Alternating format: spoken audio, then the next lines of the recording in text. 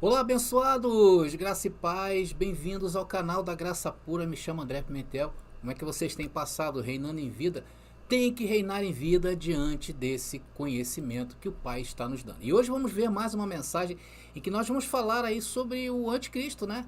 Vamos falar sobre o homem iníquo, o homem do pecado, lá de 2 Tessalonicenses. Mas antes disso, eu gostaria de pedir a todos vocês que ainda não fizeram, não se inscreveram no nosso canal, se inscreve no nosso canal, meu irmão, é de graça, toca aí e se inscrever-se. Embaixo tem o sininho, se você tocar o sininho, o YouTube vai te avisar quando estivermos no ar. Comentem à vontade, comentário, engajamento, deixe seu like, deixe seu like, deixe seu like e claro, se você amar, compartilhem nas redes sociais que vocês pertencem, ok? Meus amados irmãos, vamos então aí a cereja do bolo, né? Vamos falar aí de um tema muito bom para os dias de hoje, né? Mas vamos ao texto de 2 Tessalonicenses, capítulo 1, capítulo 2, segunda carta de Paulo aos Tessalonicenses, capítulo 2, versículo 1 e 2, e vamos lá. Diz o texto: agora, irmãos, vamos esclarecer algumas coisas a respeito da vinda de nosso Senhor Jesus Cristo e de nosso reencontro com Ele. Então essa palavra eu deixei em maiúsculo para você pensar um pouquinho nela dentro desse texto. Não se deixem abalar nem assustar tão facilmente por aqueles que dizem que o dia do Senhor já começou. Não acreditem neles, mesmo que afirmem ter recebido uma visão espiritual, uma revelação ou uma carta supostamente enviada por nós. Meus queridos, nós aqui deste canal já vimos em outras mensagens, né, que a vinda de Jesus se refere à destruição do templo e da cidade de Jerusalém. Nós vimos também a importância de Jerusalém dentro do contexto bíblico da nação de Israel. Essa é a verdade bíblica. Não é a verdade do cristianismo tradicional que prega que a vinda de Jesus é para o futuro dos dias de hoje, roubando da Bíblia o entendimento que ela nos dá. Já vimos também aqui neste canal mensagens em que eu abordei a ordem aos cristãos, né, que Jesus deu para eles fugirem da Judéia, para irem para as montanhas. Por quê? Porque a destruição estava por vir. Veja que está tudo dentro de um contexto.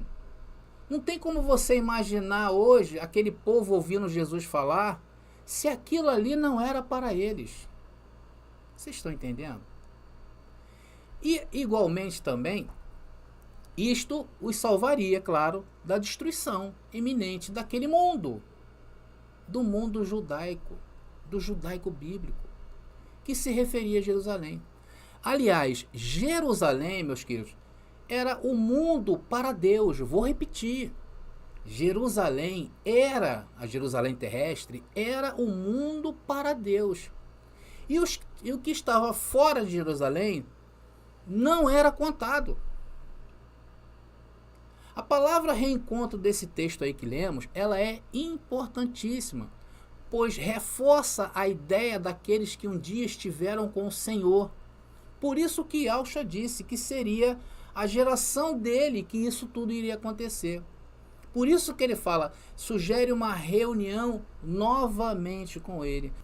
Porque aquilo ali era para aquele povo, estava contextualizado com aqueles dias. Isso é muito importante a gente saber. E outra coisa, meus irmãos, cada ponto das cartas de Paulo, né, não somente de Paulo, como todos os discípulos, né, tinha uma especificação. E isso é de suma importância você entender e saber separá-los por ponto. Nunca devemos estudar a Bíblia como um assunto somente. Nós temos que sempre separá-lo pelos temas, por datas, por sua tradição, pelo seu contexto, porque senão corremos o erro do sistema religioso, que foi bater a Bíblia em um liquidificador e tomar. E isto aconteceu para a sua própria condenação. Por esta razão, meus irmãos, as instituições denominadas cristãs, elas são mais fortes do que a Bíblia. A Bíblia para eles fica em terceiro plano. O verso que nós lemos aqui demonstra que que aquele povo ali de Tessalonicense, de Tessalônica, eles estavam aguardando o Apocalipse dentro de Jerusalém. Essa carta foi escrita em 50 depois de Cristo. E essa cidade, ela era distante da terra de Jerusalém. Ao olharmos com mais atenção a esta carta, passa-nos a ideia de que a vinda de Cristo, para eles ali, já tinha acontecido. Ou seja, para eles, para aquele povo de Tessalônica, Jerusalém já havia sido destruída. Porque era isso o tema daquela geração ali, o tema daquele texto, daquele contexto que eles estavam vivendo, era isso, era a destruição, era a vinda do Senhor, era a destruição de Jerusalém. Então eles pensavam que Jerusalém já havia sido destruída. E em resposta a isso, Paulo escreve no versículo 13, e vamos ler. Na segunda carta de Paulo aos Tessalonicenses, continuando no capítulo 2, agora no versículo 3. Olha, veja bem. Não se deixe enganar pelo que dizem, pois esse dia não virá até que surja a rebelião e venha o homem da perversidade, aquele que traz destruição. Irmãos, veja o que Paulo está dizendo aí. Ele está dizendo que a destruição de Jerusalém não viria até que a rebelião tivesse acontecido. E o líder da rebelião seria o quê? O homem do pecado. E este seria revelado. Ele então disse que tipo de coisas esse rebelde faria. Atenção, nós estamos falando do homem do pecado. E aí Paulo nos dá aqui dicas de quem ele seria e o que ele faria. Vamos lá. 2 Tessalonicenses, agora versículo 4. Vamos prosseguindo, abençoados. Diz o texto: ele se exaltará e se oporá a tudo o que o povo chama de Deus, e a todo objeto de culto, e até se sentará no templo de Deus e se fará passar por Deus. Meus queridos, essa passagem ela é muito importante. A evidência é clara do homem do pecado, né? É uma evidência. Agora, esse texto aí está nos informando o que é uma indicação clara de quem seria este homem. E também nos mostra que não seria qualquer homem. Então, abençoado, só isso aqui, essa passagem, ela descarta qualquer hipótese, né, deste homem do pecado se levantar nos dias atuais. Sabe por quê, meus queridos? O templo foi derrubado no ano 70 depois de Cristo. E o texto está claro aí, não está claro? O que o texto está falando? O texto está dizendo que ele se fará passar por Deus e se sentará no templo de... E qual era o templo de Deus? O templo de Jerusalém. Isso descarta. E ainda que construam outro templo, como é a ideia de hoje, né? Estão com a ideia de hoje, este templo que poderá ser construído não terá valor textual e literal para Deus. Deixa eu voltar aqui com a minha imagem. Sabe por que, meu irmão, não terá se construir esse templo? Porque a aliança mudou de dedo. Quem está acompanhando a gente há mais tempo entende o que eu estou falando. Por exemplo, em relação ao verdadeiro homem da iniquidade, biblicamente falando, teria que ser uma pessoa que fosse fisicamente capaz de se levantar no templo e se proclamar ser Deus. Não era qualquer homem. Isso necessitaria que fosse, atenção, estou falando do homem do pecado daqueles dias, porque os dias de hoje já foi descartado, o tempo foi abaixo. Então, abençoado, isso necessitaria que essa pessoa estivesse vivendo lá antes do ano 70. Não pode passar do ano 70. Porque foi quando o templo foi destruído. Porque em nenhuma outra época, desde o ano 70, houve um templo para que esse homem se levantasse, e nem haverá, porque eu já te falei as situações, por causa da aliança mudou. Além disso, não existe nenhum verso, atenção, não existe nenhum verso no Novo Testamento, nenhumzinho, irmão, que prediz sobre uma reconstrução do templo. Então, o templo teria que estar de pé para que esse homem se levantasse nele nos dias de hoje. E não há, no Novo Testamento, Nada falando que para reconstruir templo, o templo veio abaixo e acabou. Não tem valor para Deus os templos, não somente de Jerusalém, como nenhum deles. Tá entendendo? Isso destrói o argumento do homem do pecado para estes dias. Aliás, o pecado seria outro problema para remontar esse homem nos dias de hoje.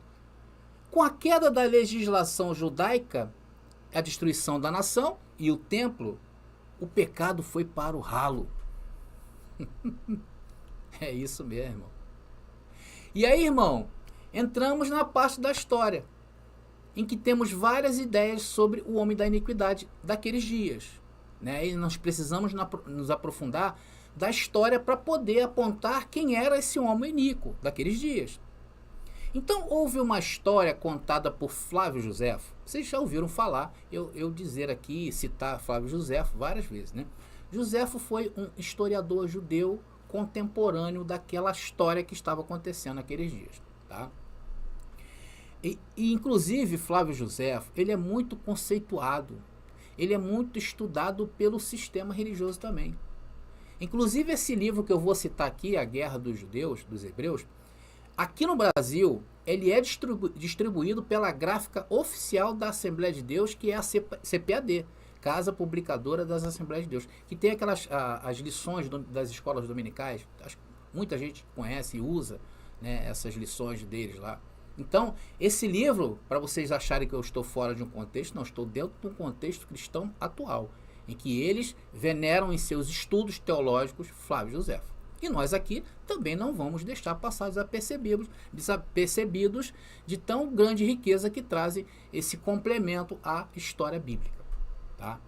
Então, foi um contemporâneo ali daqueles dias. Ele conta em seu livro A Guerra dos Hebreus, no capítulo 3, tá? Sobre um tal de João de Levi de Gichala, ou Gichala. Muitos estudiosos apontam que ele se enquadra nesta descrição do homem da iniquidade, do homem do pecado de 2 Tessalonicenses. Foi contemporâneo de Jesus, era com certeza um anticristo daquela época, dentre os vários que surgiram, tá? Inclusive João em sua carta, né, acaba com o futurismo da aparição deste homem como um homem único, quando diz no plural anticristos. Vamos ver quando João falou isso? João capítulo 2, né, segunda carta de João, primeira carta de João, capítulo 2, versículo 18, está ali, ó, João falando, né, filhinho, já é a última hora, né, já a última hora, e como ouvistes que vem o anticristo, também agora muitos se têm feito anticristos, por onde conhecemos que é já a última hora. Então, abençoados, e também esse homem que eu acabei de citar, né, o João de Levi, de Gijala, né, o templo também estava de pé. Então você vê que ele se encaixa. Então, queridos, olha, mais uma vez vemos as escrituras destruindo a escatologia futurista do sistema religioso. Por isso, meus irmãos, que hoje há um litígio muito grande entre a igreja denominacional e a Bíblia. Eles estão em lados opostos. O historiador Josefo, né, escreveu sobre como o tal de João Levi, né, era egoísta, inescrupuloso, com poderes persuasivos que convenceram muitos de que ele era o enviado de Deus para libertá-los. Ele se proclamou o Messias de Israel. Além disso, João Levi, atenção, tomou o templo e se sentou nele como Salvador, como Deus. Roubou os vasos do templo em busca de ouro e fez com que os sacrifícios de animais acabassem. Olha só o que ele fez. Porque ele se assumiu a forma do Messias. Também saqueou o povo, até mesmo queimando os seus armazéns de comida, porque ele disse que não haveria fome, porque ele estava ali. Ele era o Messias, ele iria fazer sinais. E isto causou grande fome, que matou milhares de pessoas em Jerusalém. Ele comprou ajuda, né, de saqueadores daquele tempo, principalmente os remanescentes de Edom, né, chamados idumeanos, que matariam 8.500 judeus, incluindo os sacerdotes. Veja a referência aí que eu separei na segunda carta de Paulo aos Tessalonicenses, capítulo 2, versículo 9, quando Paulo faz mais uma vez alusão a esse homem. Diz ali: esse homem virá para realizar o trabalho de Satanás, ou seja, a oposição, né? Com poder, sinais e falsas maravilhas. Está aí, 2 Tessalonicenses, capítulo 2, versículo 9. Essa referência aí que Paulo faz a esse homem. Então, abençoados, o texto fala de sinais falsos, fala dos principais, né? Que João Levi declarou ser Deus e que livraria o povo dos romanos. Por isso que ele mandou ali que os armazéns de comida, né, dali do povo que vivia em Jerusalém fossem queimados, pela fé que Deus milagrosamente os livraria de seus inimigos. Mas, ao invés disso, o povo que levou em consideração este João morreram de fome. Mesmo o grande general romano Tito pediu que João Levi deixasse o templo para que ele não fosse destruído na batalha, e João recusou. João Levi fez com que o templo fosse destruído. Irmãos, sem ele, o templo poderia ter sido poupado por causa de Tito, que ele não estava considerando destruir o templo, ele não estava considerando, tá? Por quê? Porque era uma das maravilhas do mundo antigo, o templo, né, daquela época de Herodes. Então, essa, queridos, é uma das hipóteses, tá? Pois haviam muitos anticristos, como João avisar em sua carta, e eu mostrei para você. Mas vamos prosseguindo aqui em Tessalonicenses. E Paulo continua falando mais sobre o homem do pecado. Vamos ver 2 Tessalonicenses, capítulo 2, agora do verso 5 ao verso 7. Vamos ver que Paulo continua falando aí do homem do pecado. Não se lembram de que eu lhes falei disso tudo quando estive aí? E vocês sabem o que o está detendo? Pois ele só pode ser revelado quando sua hora chegar. Pois essa perversidade já opera secretamente e permanecerá em segredo até que se afastasse aquele que a detém. Meus irmãos, João não era apenas um líder rebelde, tá? Esse João é rebelde. Mas ele era um falso Messias. Ele afirmou ser uma divindade ao tomar o templo, e o único que ficava em pé dessa forma no templo era o sumo sacerdote. E neste caso aí, por isso que eu deixei para vocês entre parênteses esse nome Ananus. Tá? Ananus era o sumo sacerdote nessa época em que foi escrita a carta de Paulo aos Tessalonicenses, lá por volta do ano 50 depois de Cristo. Então Ananus, ele tinha tremendas habilidades diplomáticas e tinha conseguido negociar tratados de paz com Roma. Muitas vezes ele evitou a guerra, né, esse sumo sacerdote. A fonte, irmãos, olha só, deixa eu dar uma aspas aqui. A fonte desse trabalho que eu estou expondo aqui nessa mensagem, tá? Ela foi retirada do livro Flávio Josefo, A Guerra dos Hebreus, tá bom? Isso é muito importante falar, né?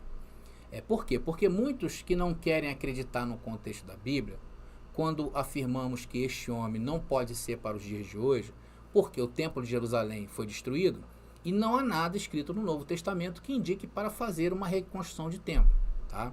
Como querem os cristãos e judeus. Este não terá valor bíblico, terá valor para a denominação, para o sistema religioso, mas para o contexto bíblico do que nós estamos mostrando aqui não tem valor nenhum.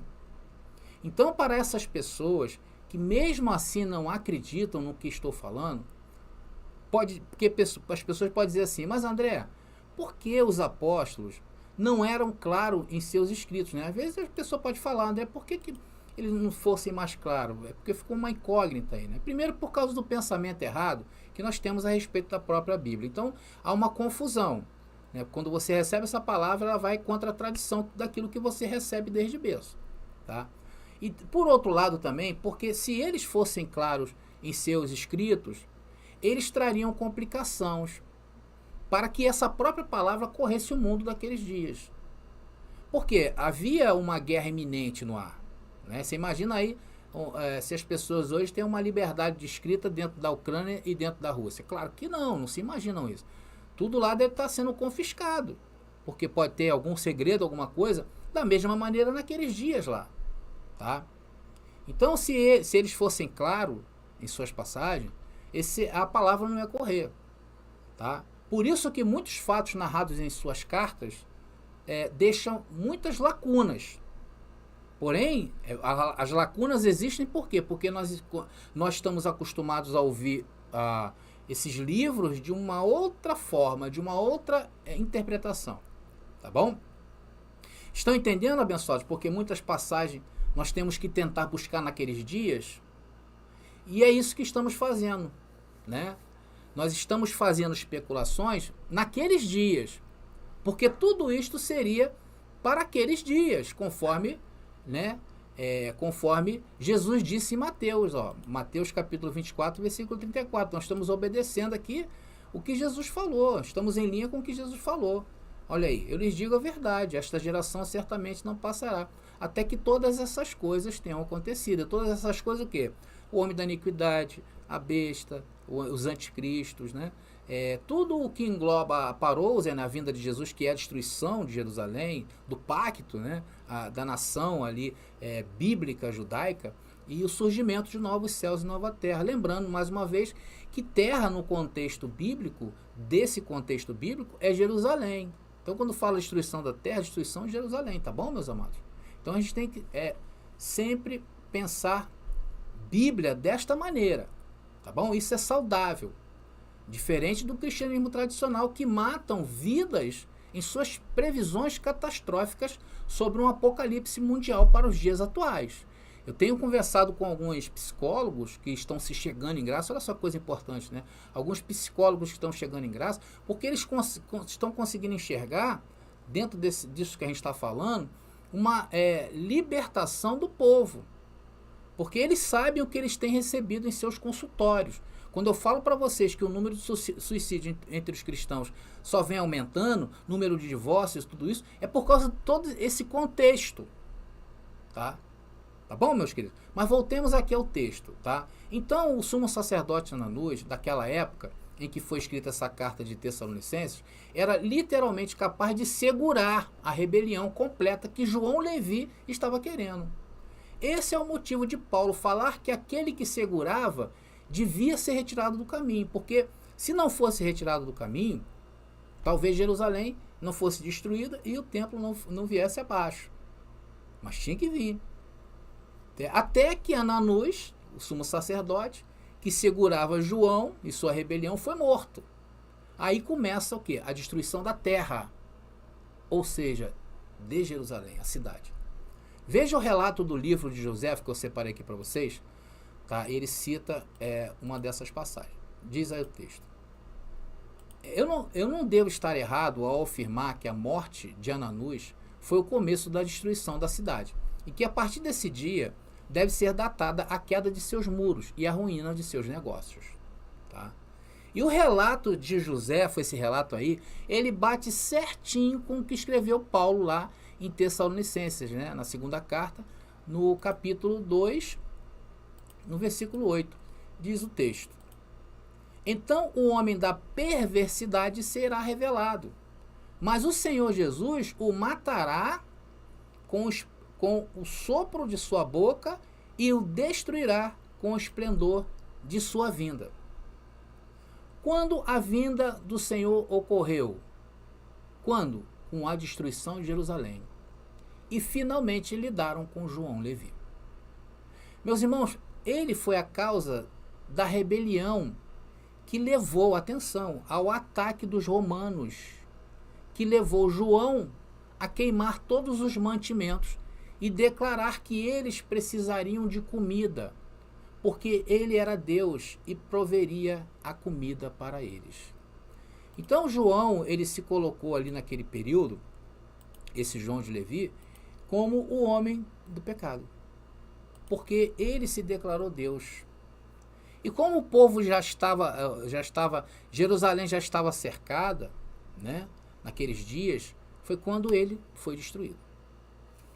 Então esse João, ele alocou as milícias no templo, matou os sacerdotes e não apenas fez com que Jerusalém fosse destruída, mas mesmo o templo que os romanos não queriam destruir, João Levi era tão mau que nos surpreendeu. Ele acabou provocando a própria destruição da cidade.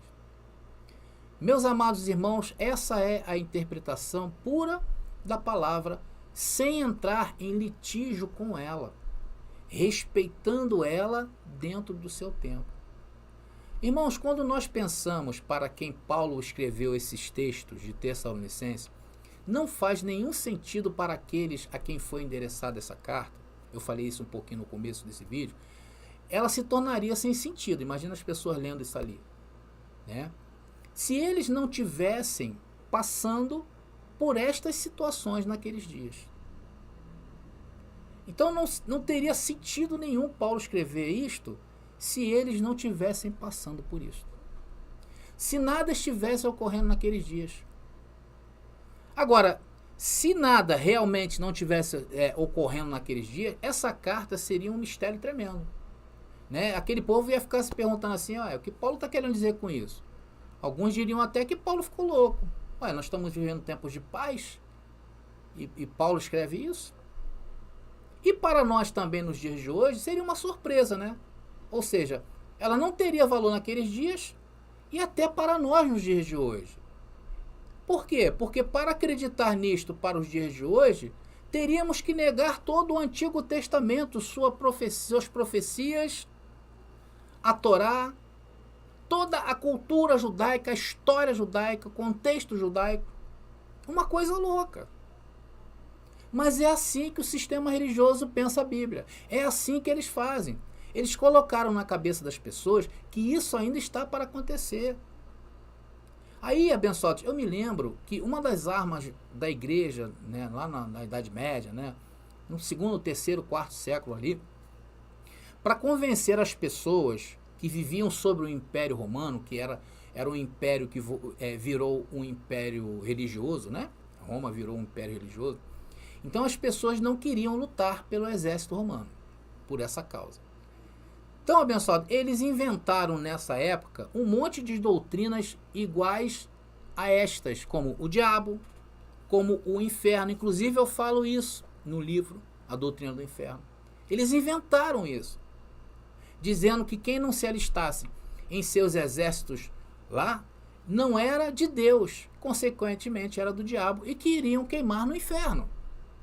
Mediante estas ameaças, o povo, sem ter como se defender dessa heresia, vestiam as armaduras do poderoso exército dos cruzados, que era conhecido o exército romano da igreja, né, que dominou o mundo por vários e vários séculos, e ia para a guerra.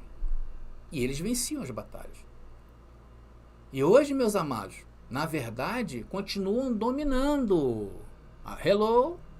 Obrigando as pessoas a vestirem suas armaduras falsas, se proclamando serem Deus e se sentando no trono parecendo ser Deus, roubando suas dignidades. E hoje o povo vivendo em fome extrema, porque é onde tem mais fome, onde tem mais miséria, é onde tem esse tipo de comportamento religioso cristão, fora da Bíblia, mas ficam felizes. Infelizmente essas pessoas foram doutrinadas para isso. Elas ficam felizes quando, sorrindo, sem dentes na boca e desnutridos, entregam seus 10% à oligarquia milionária religiosa. Irmãos, o fato verídico é que o poder secreto da iniquidade já estava em operação no primeiro século. E isso culminou no julgamento, no ano 70 dessa iniquidade. Eles se renderam a esse tal de João. A Bíblia fala, há várias profecias falando da prostituição do povo de Israel bíblico. Então o poder secreto da iniquidade não está em operação há 2000 anos, esperando no nosso futuro. Paulo estava claramente falando de uma pessoa maligna do primeiro século e outra pessoa que estava segurando esse mal, que eu já falei, João, Levi e o sumo sacerdote Ananus. Eles cumprem esse requisito para serem enquadrados nessa passagem. Foi isso que eu mostrei para vocês. Claro que existem outras teses, mas dentro desse contexto, daqueles dias, não nos dias de hoje. Bom, abençoados, a mensagem foi entregue.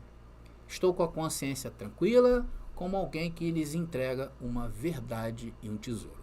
E lembrando mais uma vez que este tesouro, né, ou estes tesouros de mensagens, de grandiosos temas que temos apresentado aqui no canal da Graça Pura, se encontram em nossas apostilas e, como eu sempre falo, adquiram hoje mesmo.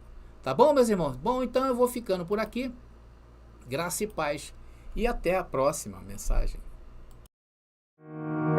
Descubra 33 Maneiras de Matar o Diabo, uma obra corajosa de André Pimentel, que explora as 33 passagens bíblicas que mencionam o temido diabo. Desvende os mistérios, enfrente dogmas e desafie crenças arraigadas. Cada página é uma revelação, cada passagem um convite à compreensão profunda. Não tema o desconhecido, abrace-o. Adquira o livro agora no WhatsApp 21 979 87 46 68 e embarque nessa jornada reveladora.